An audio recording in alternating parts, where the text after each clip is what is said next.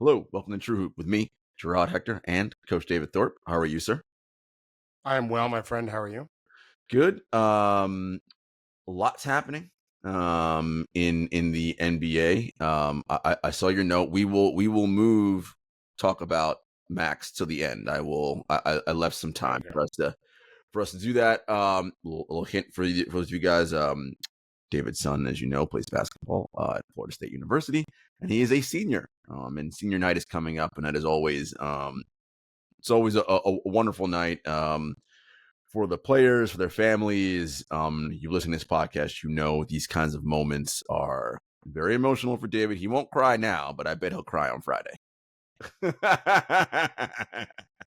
I'm probably more likely to cry now than later. I'm fine. He's ready. All right, let's talk NBA first. We will talk NBA first. Lots to cover today. Sure.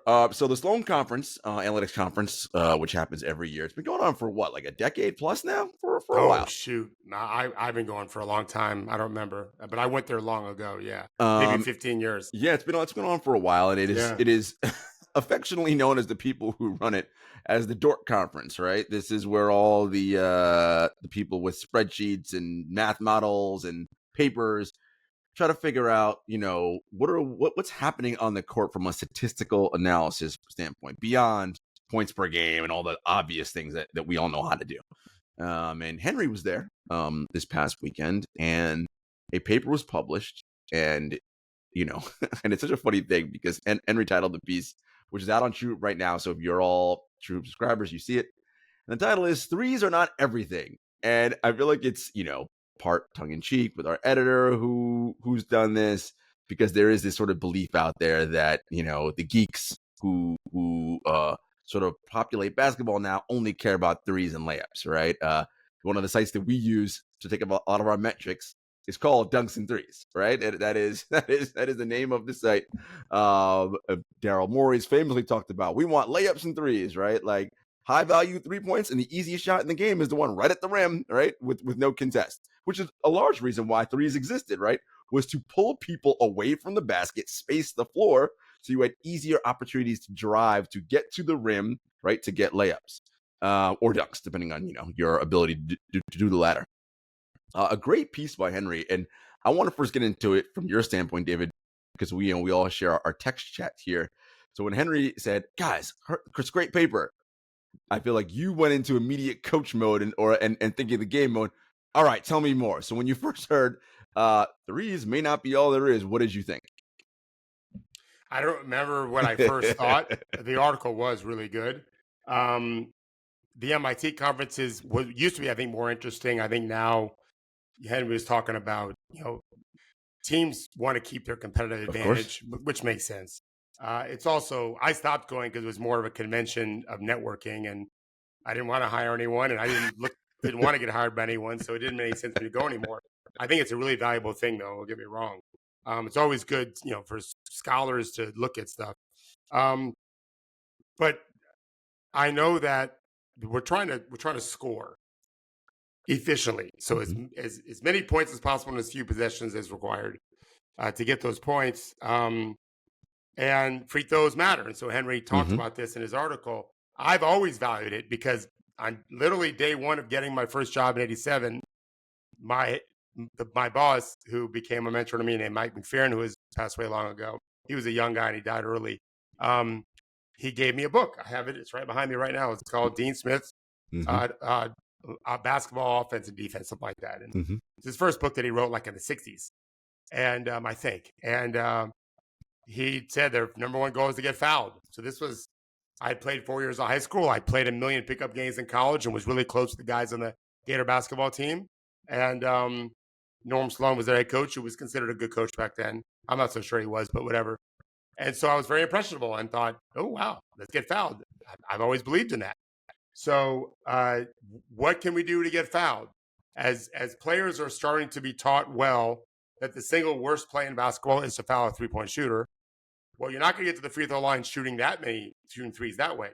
So how do you do it? Going to get dunks is great, but guys really work on towing up all the time. So how else can you do it? Well, get to the paint. It isn't necessarily what I call the first box where the rim is. The second box is where the rim isn't, that other part of the lane. get there a lot. And so I like that Henry mentioned, I didn't think he was going to quote me, but I like that he talked about that. Yeah. And I do think teams have to recognize that just shooting threes necessarily isn't a good thing. Yeah. And I like also that he brought up Boston because Boston shoots more threes than anyone. Sure and do. Happens to make a lot. They sure do. If your knee-jerk reaction, Jarod, is, that's not going to, just like the Rockets lost in Game 7 to Golden State when they missed 27 straight threes, whatever it was. That's a potential Achilles heel for Boston, but they play the best defense. Correct. And they have. It's why we early in the season, maybe even before the season, I mentioned about Porzingis gives them a paint score that helps them when they're missing threes. That gives them another option besides Tatum and Brown creating off the dribble for jump shots that aren't necessarily threes. So I thought it was a timely piece, and I think that some teams are catching up better than others, that there's other ways to score, and the goal is to be as productive as possible in those possessions, and threes are one way to do it. And just to finish your thought, what you said about pull defenses away, what we're trying to do is, if you are saying we're just going to pack it in, well, we've got to have some options to make you pay for that. And why take 18-footers when it really doesn't matter that much for these players to go an extra few feet to get the third point? That's why we have threes. No, it's a wonderful piece. And again, given that we're heading towards the end of the regular season here and we're getting towards the playoff, and tactics and strategy, which you love and always say, this matters. This will be interesting to watch. So a team like Boston, as you mentioned, right? And this is something that, you hear the old heads and the former players say, right? I mean, Barkley says it notoriously. And in one way, it's like Chuck, and use another talking point, but in another, he's actually being smart when he says, if the threes are not falling, what is your second strategy? And to your point, David, for Boston, Porzingis gives them that paint scorer, right? So that he can, if he's in there, well, now someone's got to guard him in there. You're probably going to foul him. He's going to get his team into the bonus, cause you to get fouls on maybe Horford, or maybe upstairs, not Horford. Maybe your big man gets in a foul trouble. So now he's got 2 fouls early in the first half, and now he's going to be a little more timid, possibly guarding, because he's like, I don't want to get taken off and get my third foul. All of these things have domino effect that lead to potential good things for you if you are the team that is creating them. So it's more than just, all right, threes. Like, what are the cascading effects it has on your tactics? So if you want to get into the weeds, I can try to get in some weeds here, because I hadn't thought about it from this point of view until just now. So let me just play with it. Yep. But to me, there are plenty of people out there as coaches who will tell their good shooters, I don't care if you've missed the last 10. You are open. Here's what we know you shoot from. Keep shooting it. When you get into any one-game situation, and remember, a series is all about winning one game. First 1 to 4 wins the whole thing. It doesn't really matter. You can't carry points over. Correct. So it's just one game. So I'm a big believer momentum matters. And because it affects your psyche. It affects your confidence, your swagger, your belief. And so if I'm mostly relying on threes, the idea that they're not falling, well, that can change so quickly. But maybe they're defending you a little bit better. Maybe they've done something to make you more uncomfortable, and you're missing threes partly because of that, not just wide open threes. Do you have other ways of getting at least a point on the board in your possession? Because that can change the narrative of what's going on right then. It's easier to play better when you're comfortable. It just is. We always talk to our players about learning how to play better when they're uncomfortable. That's a really important thing, because that's what state championships are won in high school. One of my former players just won a state title the other day. I told you guys. I just watched a lot of the video.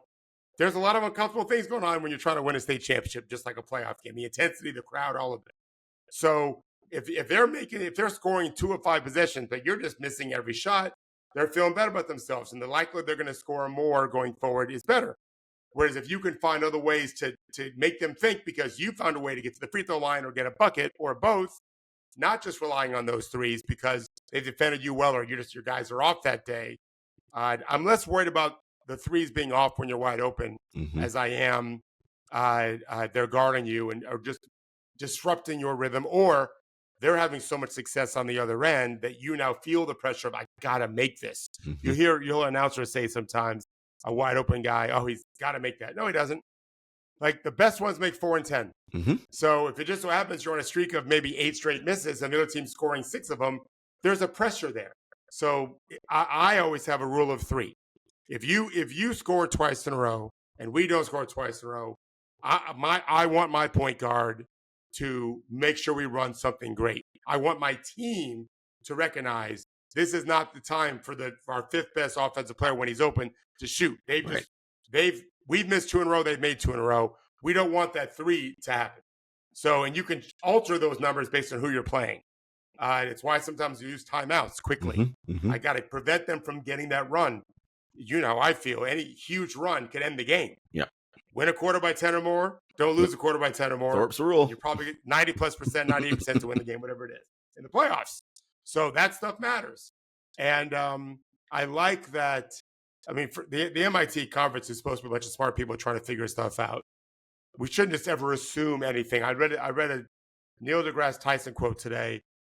He's saying science isn't truth because we're always trying to figure out what we got wrong to make it even better next time. And I really, people say science is truth. Well, until you find something more informational, then same thing here. Let's keep trying to figure out better and better how we should be playing the game to win. Yeah.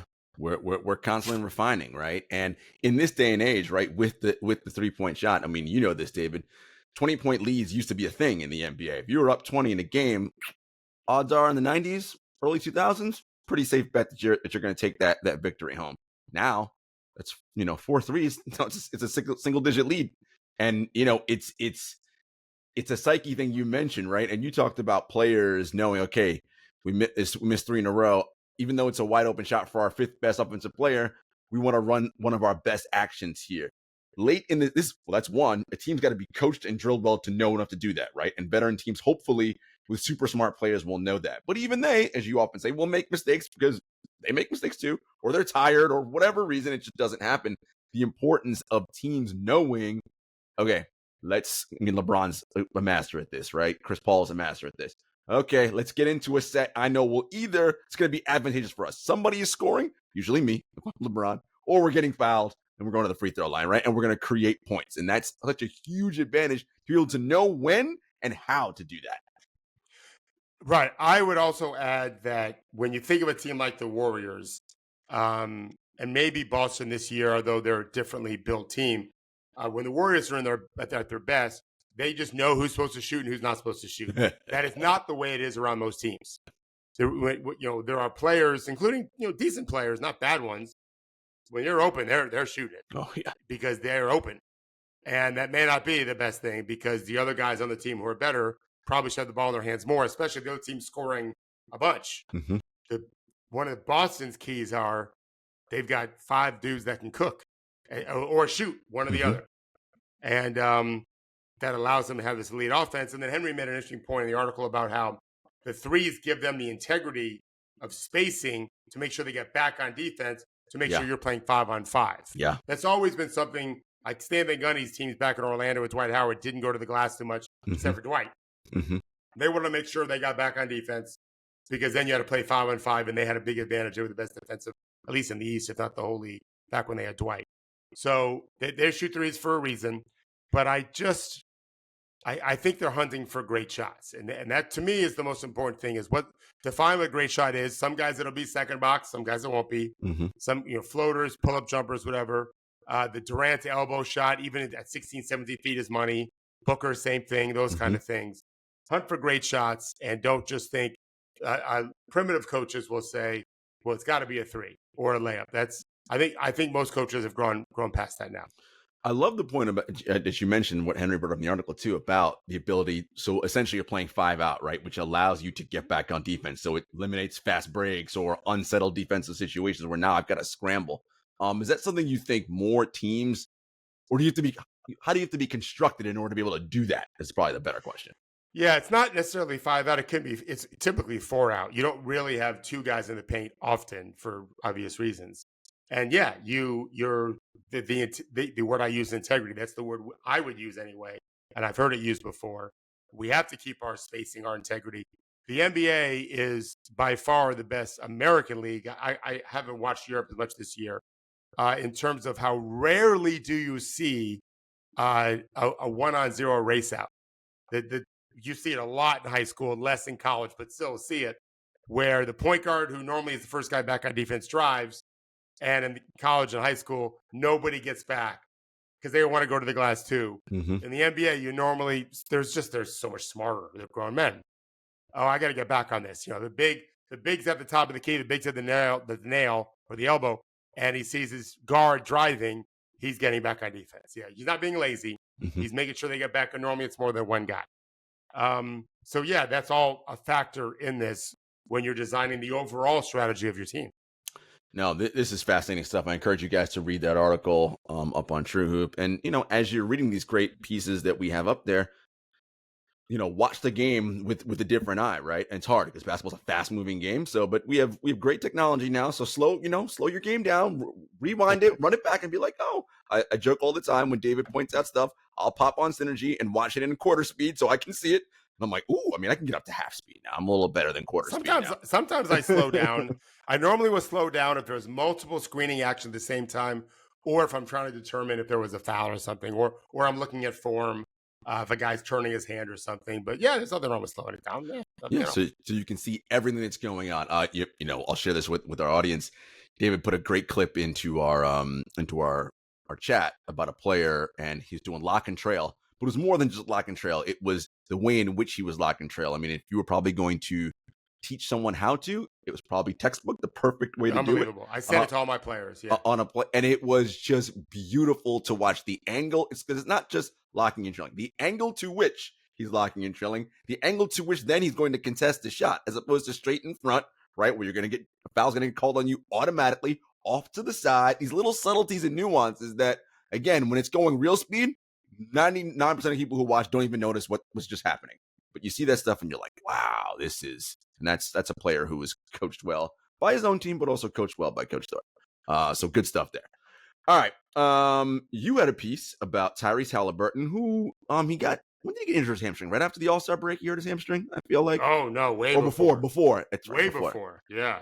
And he came back after the All-Star break. Yes. And maybe we thought he came back too soon. We're not sure, whatever. And he was struggling quite a bit. I think he had a decent game in their last win, if I'm not mistaken. Well, not great, well. Yeah, well. He played well. It made some three. And finally, it reminded me in the story because you'd said, one of David's famous quotes that he's used a bunch and he's talked about in this piece is, get off the roller coaster and get on the merry-go-round, right? The highs and lows, this game's to drive yourself nuts if you're doing that kind of emotional tilt all the time. And I think you'd said something about, well, when you make that first shot, it's not about the final exhale, right? Like, just get off of that and hey, okay, the 3-point shot's not falling. How I'm so good at basketball. How else can I help us win possessions and be a winning and productive team? And I thought it was just a wonderful, wonderful piece. And look, this is something Haliburton's got to learn, right? He's 24. He's just young. Just turned 24.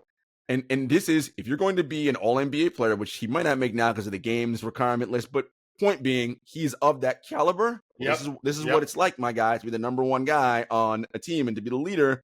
You're going to have some nights that are just shit, right? But how do you still find a way to be productive? And it's about getting off the roller coaster. Yeah, so it's hard for him, too, because he's so up all the time. He's so charismatic.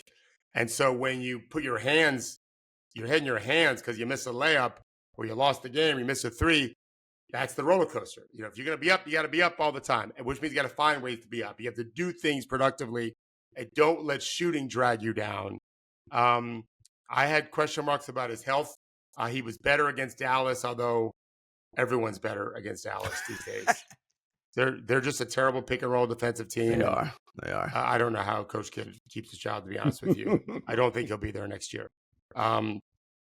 Maybe Luke will be a player coach because that'll be 2 coaches in 3 years. Well, you see in their recent game, Luka was pissed. Like he's threw his water bottle down on the ground, and I was like, oh well, listen, when you guys don't guard, this is what happens. Yeah, they're not guarding. So, but anyway, Tyrese, he found ways to make plays. He drove a little bit. He wasn't able to get by people before. He was in this game, but it's a message for anyone. I talked to a sports psychologist yesterday, a young guy that I've mentored for maybe 15 years now. I'm getting old, Jarod. When I knew him, he was a younger guy. Now he's literally a practicing sports psychologist with a wife and 2 kids. And he lives out in California. And his name is Danny. And Danny asked me, he texted me, to give him all the different things a player, he's categorizing body language. So he wants, how do players react positively or negatively? And then tell me if they're positive or negative.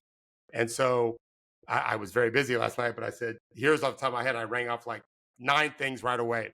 And one of them was, you would know most of them. What you've seen the goggle eyes that they do. If there's a great pass, that's a positive. There's lots of stuff like that.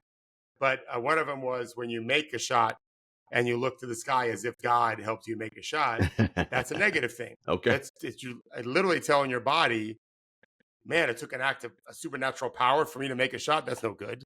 That's not necessarily dragging your team down. It's dragging you down, which ultimately could drag your team down. So he also didn't know about the Hulk. Do you know about the Hulk thing? No. So when guys make tough shots, especially in college, I haven't seen as much in the NBA. If a guy makes a tough shot, we get fouled, whatever, they kind of do, they do the Hulk thing. Yeah. I can't stand it. I've seen enough already, especially when number 44 of Florida State does it. I think I finally pressured him not to do it anymore. But my friend Danny didn't know what that meant, and I told him, you still see it. You'll see they'll do the arms and all that kind of stuff, whatever. Of course. But but I love that he's doing it. This is something I do coach is that, and that, that kind of thing. And I was talking to a very high level college coach. Maybe it was yesterday morning. We talked about, it was yesterday morning. His team did not play well. And we talked in the last game, in a big game, and I talked about why. And I watched the game, and he said, they're not tough enough. They don't have enough leadership. So I said, well, have you defined leadership? No. Okay, here's the definition. Have you defined toughness? No. Here's my definition of toughness. Make up your own. But you got to define those things, and then you have to act in a way to build those things up. Leaders have to act a certain way. Body language matters. When you mentioned Luka, he doesn't have great body language. It's not the worst ever. It's not great often. And you know what? Luka's one of the best players in the world. We have an article coming out. He ain't winning it. And he has the potential for it. He's got to do a better job as a leader. He's got to do a better job defensively. They've got to find other people to inspire him. Ime Udoka would probably be better for him. I think he'd be on his ass. Yeah. I think you would challenge him. He ain't afraid of him. 100% challenge him. And you need that. So that kind of stuff makes a difference. And when your best player is like Tyrese, who's normally so upbeat, and he's super down, that affects the team. So Tyrese has some work to do. Yeah. And he's 24. I mean, I'm not holding him. Yeah. There's no permanent any problem for him. Nope. There's a huge potential. I love his upside. And you can learn late in life, right? I mean, it's just, there's no, I mean, you actually, rephrase that. You should be still learning late in life, right? You should never stop learning. You stop learning when you're no longer alive, when you're dead. That's when learning stops, in my opinion. It was interesting. I love the piece that you wrote, and everybody, again, Henry's piece on Threes and Everything, and David's on Curing What Ails Haliburton. Both of those are up right now. Check that out. I was thinking about that piece, and I'd watched the Phoenix Suns game against the Nuggets on Tuesday. Phoenix had gotten a big 22 or something like that in that game, and then in the second half, Beal without Booker, right? Without Booker, yeah. Second half, Beal and Durant the baskets just weren't falling. I think Durant's I missed 10 in a row. Like, just nothing was falling. And it's very easy in that moment. Your lead is dwindling. We need to get off the schneid because we've lost 2 straight that we probably should have lost to Houston. We got the defending champs down big without Book. We're playing, but it's losing. It's very easy in that moment to be like, well, what the heck? Or last play in regulation, Durant had missed his first 5 threes. Knicks makes the 3 to send it to overtime. And makes 3 for 3, including 2 threes in overtime, and they score 15, outscoring 15-2. Phoenix wins the game. That's a lesson, right? That Tyrese can take from that. Like it's the next thing. It doesn't matter. Like, I mean, it does in the sense that, yes, I get it. In that middle, you're feeling emotional about it because we're like, fuck, I'm losing. But it's the next play. It's the next play, and you do this with players. How do you coach them to understand it's about what's next and not what just happened? I'm glad you asked me that. I don't know if you would, because I'm going to tell you, I tell them 2 things.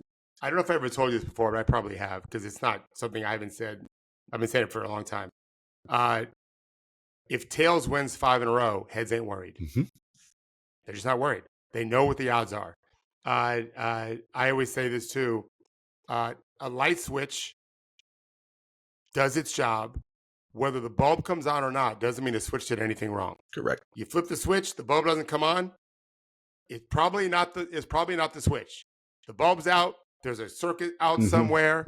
The power may be out all over, but the light switch is, hey, I flipped it. All my job is to make sure now, I have been in some old homes where you couldn't flip it. It just got glued in. That's a problem for the light switch. And so that's exactly what I tell players is when you take that shot in that moment in time, we can evaluate, were you open? Is it a shot you typically do take? Is it a shot you make often? Time and score context, all that's conditioned in and factored in. If the answer to all those questions are yeah, then you live to see another day. You don't think twice about it. Shoot it. You just don't. But if not, well, then we can correct that too. But it's not the missing. What bothers some of my players with their NBA teams is they feel like they'll take a shot they know is a good shot. If they miss it, they get yelled at. If they make a shot they think isn't such a good shot, the coaches clap. There's no integrity to that. The better teams, this is what separates good and bad very often. The better teams have integrity. This is a good shot in almost any case. This is a bad shot in almost any case. And here are the nuances. You understand it. And then let's just go from there. So for me, that's what I do with players all the time is time and score context. How's your shooting range? That kind of thing. What did you give it a good stroke? Did you follow through good? Was your balance good?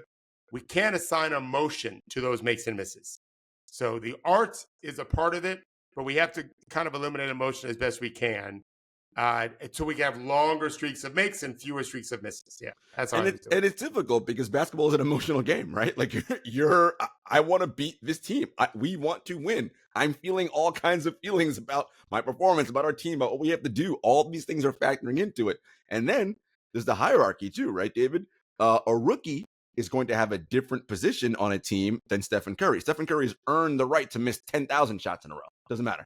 Right? Like, so he has a little bit more confidence. And he also, I know, yeah, not worried. Shot's going to start falling in. But when you're young, you don't know. You haven't earned it. And you might not know, well, is it going to go in again? So it's a tough bounce. Yeah. There are things you can get emotional about. I was looking at a clip yesterday from a game the night before where a player didn't really fight the other team's big man to keep him off the offensive glass. He just hoped the ball wouldn't bounce towards the big man on the other team. And it did, and he finished it. Hope, not a strategy. Right, the player kind of turned to go back on offense now, and you could see him say, fuck. So I sent the clip to his agent, and I wrote to him, this is a good sign that he's angry that he fucked up, as opposed to just blowing it off, which happens sometimes. And the agent said, I didn't catch that until you pointed out to me. Thank you. I see it. You got to care. And sometimes you can get mad. That is okay. It's hard to get mad at process and expect that you're going to fix it. But you can get mad at lack of effort. That's okay. Lack of effort is okay. Lack of patience can be okay. Getting angry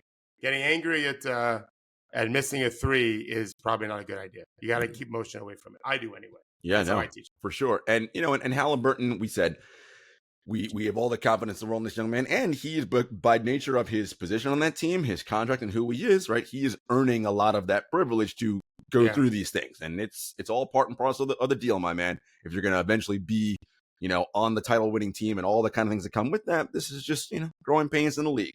Right. All right, guys, we'll be back after a brief commercial break. All right, David, some unfortunate news in the NBA. The Minnesota Timberwolves, who are fighting for a 1 seed in the Western Conference, are going to be without Karl-Anthony Towns, torn meniscus in his left knee. He's out indefinitely. If we remember the Philadelphia 76ers, Joel Embiid also had a meniscus injury, and he's been out for quite some time since before the All-Star break. I always think about these things. First of all, it's a tough break for Cat and the Wolves, right? You're fighting for a 1 seed. I mean, it's not that Cat's like some bum. This is a 22.43% 3-point shooter. This is a good player. Now, we can have our quibbles with how much more and better he should be. Aside, what he is right now is a productive player, right? 90-something percentile EPM, who now, for I don't know how long, is not going to be around on your team. So now everyone's got to bump up a level. You're like, well, so I'm thinking, okay, Minnesota, who we talked about, David, in the offseason, is probably going to consider moving on from either Cat or Rudy because they have Naz Reid, who they love as well. this kind of is a precursor to that, right? I'm not saying that they knew Cat was the guy they were going to move off from. I have no idea of knowing if that was the case, but they're going to see, well, this is what it's going to be like if he's the guy we move off from. Yeah, that's one thing they'll get a free look. Miami got a free look at what they're like without Tyler Hero, and they were good, and they still didn't trade him. So just because they may end up doing better without him doesn't mean necessarily they'll trade him. They don't get the offer they want. I really don't know, what they're thinking on that. But I agree with you. You can't. There's no one. Naz Reid's good, right? You can't replace Cat in part because there's no one on your roster that can replace Naz. It's like you're going to run at some point. You're running out of room of positive players, and he's a very positive player, and part of the identity, the Twin Towers, and all of that. Yep. So I think it's going to doom Minnesota ultimately. I'm also not convinced Mike Conley was the answer. I've not been convinced all year. I'm still not. He's clearly doing a great job in the regular season. Well, the team is. I'm not so sure he is. But it'll be interesting. We'll see if this galvanizes them or if they feel like, oh, my God, we're snaking. Yeah. This is where Chris Finch has to do some real coaching here. Yeah, and I think it'll be interesting, too, because I feel like because of the way they play defense and because of Anthony Edwards, who we'll get to in a second, I think they'll still hold on to that top two-ish place in the Western Conference, top three. I think they'll still be there in the regular season. The playoffs is now where I'm like, well, again, this severely limits you now because now when teams scout and game plan, right? As you know, regular season teams don't scout and game plan night to night. It's just, here are the 3 basic keys we want to do, whatever, on the whiteboard, whatever. Playoffs, we know. You got a whole binder full of stuff, second action, third action. Well, a huge chunk of your second, third, fourth options gone now, right? So now you have to sort of do things on the fly, and that, I think, is going to ultimately doom them unless someone who we really like, Anthony Edwards, just decides to go Michael Jordan for a series, which he's very capable of doing, and winning one for them. Well, if we just did the math, they might play Phoenix in round 1.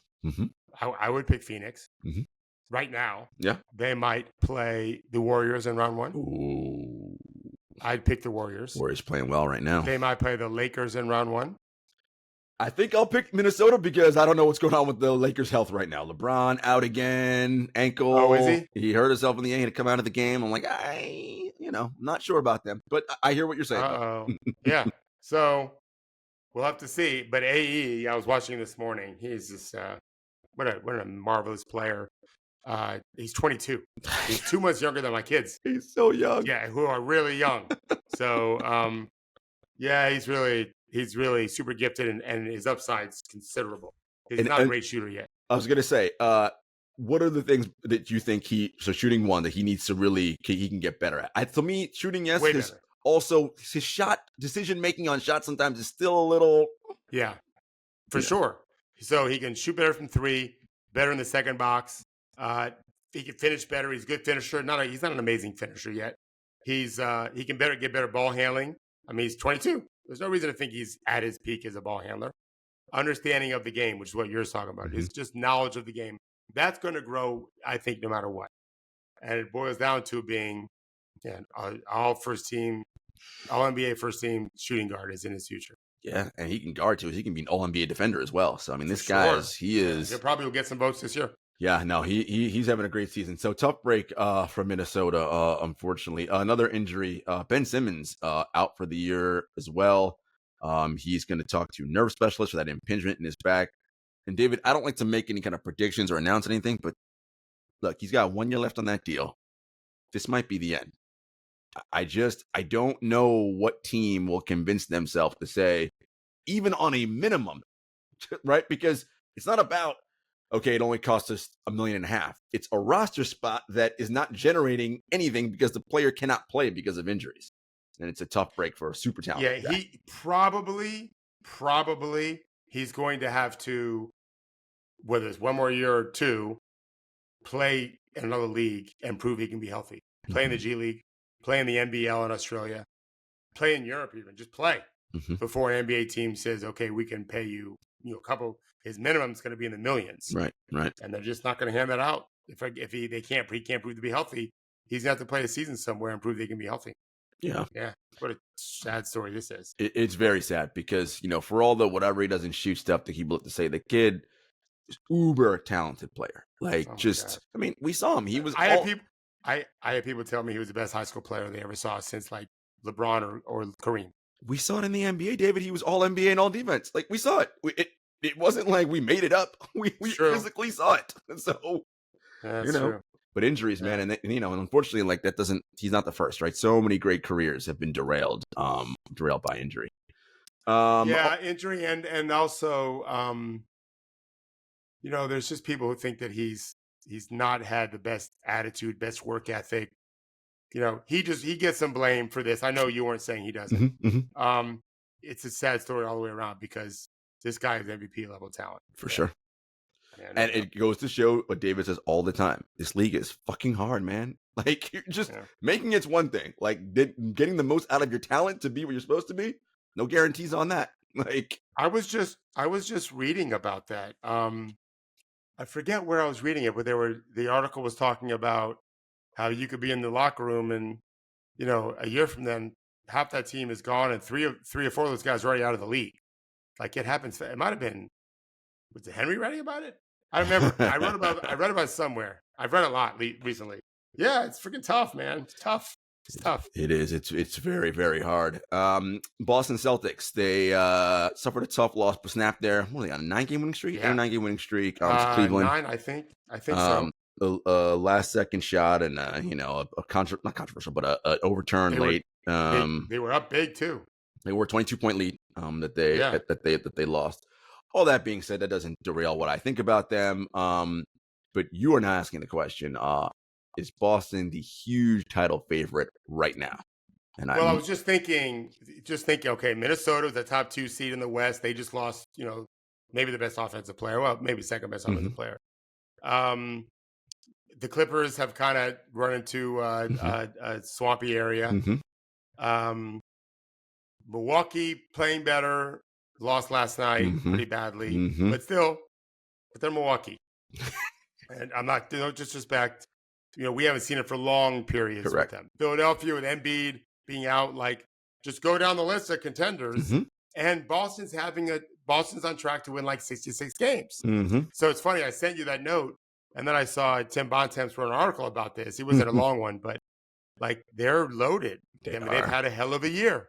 So, I have talked to people with the Celtics, including players. One player, they're a professional hit squad. Yeah. They are out for it. Yeah. I think Joe's done a great job.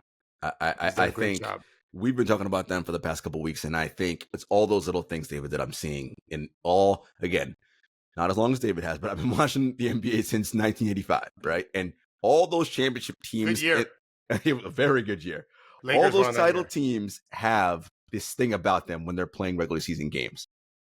A lot of teams who don't end up winning the title, it's a Tuesday night in Minnesota, whatever. I mean, Minnesota back then, like, I'm trying to think who's a bad team now. Charlotte. A Tuesday night in Charlotte, Tuesday night in DC, they kind of take their foot off the gas and they don't give a crap.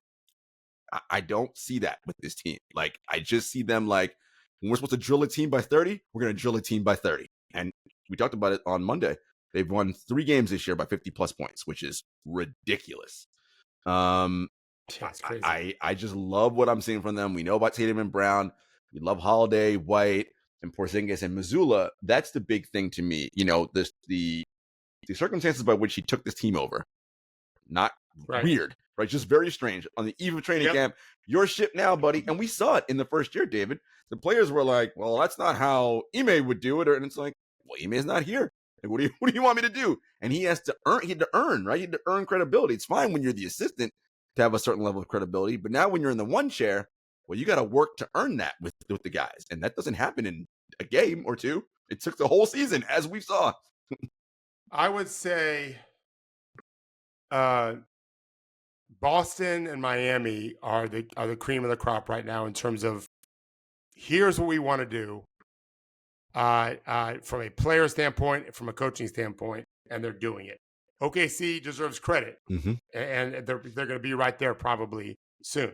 A few other teams too, but what Boston has done, Brad has a great roster, and Joe's done a hell of a job. And I mean, they're competing for one of the best regular seasons ever. They're on pace for 66. That means they could get 70. Yeah, they get really hot. Yeah, so they probably won't because they'll probably rest their guys late, and that's going to factor in. That's going to factor in. They're going to be really well rested in round one. It's funny you mentioned the rest point. So, and the age-old debate, rest versus rust. Obviously, we're proponents on wanting guys to be coming into the postseason as healthy as possible because this is the time of the season where they're going for the ultimate prize. So no one's catching them in the East. I think they're 8 games up on or 7 games up on the second. So they're fine there. What I'm wondering is, okay, if you're thinking about coaching, when do you say, okay, we're gonna skip some games, and then when do we turn them back up? So it's like taper for swimming, right? So now we're ready, and you're competing at a high level again. Yeah, I would say April. You start off in April, getting them games missed or limiting minutes, probably better the former than latter. And then you pick a couple games on the schedule for whatever reason, whether it's a really good team in the West you want to see, or maybe you don't want to see a really good team. You do it against the worst team, and you play them. Yeah, and you play them hard, like a regular game. Mm-hmm. That's probably the way to do it, I would think. I think so. There should be some data on that that teams have looked at. I would think Boston, who is Mike Zarin there, is a data guy, a great guy, and a smart guy. I would think they'll look into that. But I think it's going to be a big advantage when other teams are fighting it out, and Tatum and Brown are cooling their heels. Yeah, and sure. White and Holiday. Oh my God, yeah. If you're a two-way player or an end of roster player for the Celtics, April should be a good month for you. You're gonna get a lot of run, a lot of play. And they have some talent. There's some talented guys too. And look, maybe they'll find something out about one or two of these guys, right? During that run. Their three-way guys are Namus Keita, gigantic man who's got some talent. J.D. Davidson from Alabama, who's one of the best scorers in. He might even lead the G League in scoring. It's some big number. He's an Alabama player a year ago, I think, maybe 2 years ago. And then Duncan Robinson clone named Drew Peterson, 6'9", USC, really shoots it, but he plays now as a rookie, although he's 24-year rookie. The way Duncan plays now as a passer and dribbler. Drew's already a guard, can really stroke it and defend. So he's a good player. So they've got all those guys can play. Not to mention that they've got Jordan Walsh, who is a roster guy, second-round pick from Arkansas, crazy talented, 19 years old, 6'9", 6'10", shoots a three, handles it. Probably should have been a lottery pick. I don't know why he wasn't. Boston's got a bunch of young players waiting in the wings. So Brad's done a good job putting that organization together on that roster. It's looking pretty nice. And listen, and you have 2 All-NBA wing type players to build around. That's always a beautiful start. You're cooking with grease when you got that going. I don't know if you saw this last night, David, in the Jazz Bulls game towards the end. John Collins got pushed by one of the Bulls assistant coaches, and then he went back and shoved. And I was like, what? I get it. Emotions happen. Who pushed the you coach first? Pushed first. Yeah. Did he really? Yeah. And I was like, what are we doing, guys? Like, I get it. You're emotional. You're fired up. But come on. No need for coaches to start doing that because, look, these NBA dudes are big. And if this is an assistant coach who I don't think played in the NBA, you don't want to be putting your hands on these dudes because when their brains are all testosterone hopped up and they're just in the heat of everything, you can get yourself seriously hurt. And I wouldn't blame John Collins for that. This dude pushed me and I'm pushing you. And John Collins is a big dude. Like, that's not a small man pushing you. Got to be better. It was much ado about nothing. Yes. But that can escalate. Billy Donovan was surprised. Like, whoa. And it made me laugh because when Billy was that age, he was a fighter. Yeah. He's from the Rick Pitino school, right? He's like a little... Right. Played at Providence. Went to the Final Four. Yeah, yep. Tough kid. Maybe from Brooklyn. Now, I think Billy's my age. Like, we don't want to fight anybody. Mr. Potato Head. We don't want no... No, exactly. No, none of that's good. And he knows it, too. He's in better shape than me, but he doesn't want to get hit, pushed, nothing. He doesn't want to be Jet Van Gundy hanging on Alonzo Mourning's leg. Right. Tangled around like a rag doll. Definitely not. It's so funny. Oh, that's one of the classic images in NBA history. Like, that's you young kids out there who don't know what I'm talking about. Just get on the YouTube and check that out. Funny. It's really funny. You're like, this little man hanging on his leg. It's really funny. All right, guys. It is top 5 time. I'm pretty sure we're going to have the same 5 teams, but we'll see where they are on the lines. Not. Oh, you're not. Okay. Who's on your 5 line? So first I'm going an honorable mention with the Miami Heat. They're rolling. They've got some stuff figured out. It's exciting to see because I want some competitors in the East. And so I'm giving an honorable mention. They had a long stretch of not being good, though. Yeah, it's true. Number 5 for me, the really guarding people. They're number 2 in defense the last 5 or 6 games are the Pelicans. Oh, see, David, this is mind melding, my guy. Number 5 on my list, also the Pelicans. Really? All right. How about that? I've got the world champs number 4. It's honestly, after number 1, none of it really mattered to me. Boston's so much better than 1 right now. But I have Denver at 4, but I could have easily switched with my next team. You see, we've done 1,000 episodes together. This is how our brains are in sync. I have the Nuggets at 4-2. The thing I said about the Celtics, about how they're drilling everybody they should by 30. Denver was doing that. That game against Phoenix without Booker at home is a game they should have been like, and it's Phoenix, a team that like was the only team that took them to 6 games last year, is a team they should not have gone down 22 to. They tried to come back, couldn't, and then that overtime performance, they scored 2 points. Like, so just... I think they're a little bored. I told Henry, I talked to Travis today. I think they're a little bored. We'll see. But still, we're ranking based on whatever. Correct. And so I've got the Bucks at 3. Oh, Bucks not in my top 5. Still not a believer. I understand. I'm not much of a believer either, but they have been playing much better until the last loss. Wait till I tell you the team I have at 3, the Wolves, who I know you're not a believer in. No, I got the news on Cat this morning. And you said X? Yeah. I mean, yeah, it's going to be... We'll see. We'll see very quickly. And then I got OKC at 2. So do I. And then Boston at 1. Yeah, Mm-hmm. yeah. No. Yeah. And I would not bet on OKC to win the West. So that's what makes the West very interesting. They're just so young. A little tease, because we're going to have our best player in the world coming out. David and I always love when I have an opinion about something and and this is how I see it. And David's like, ooh, I agree. I'm like, yeah, basketball brain getting smart. We agree right now on who we think the best player in the world is right now, today. And I just love this player, and David does as well. The article's coming out today, tomorrow? I don't really know. Anyway. I did some work today on it. I don't know what's coming out. But it's coming out, and we can't wait for you guys to check that out. That's always a fun debate, right? Who holds that mythical sort of championship belt as the best player in the world? How long will they hold it for? I don't know. We'll see. Time will tell. Right. All right, guys. Have a great weekend. We'll see you on Monday.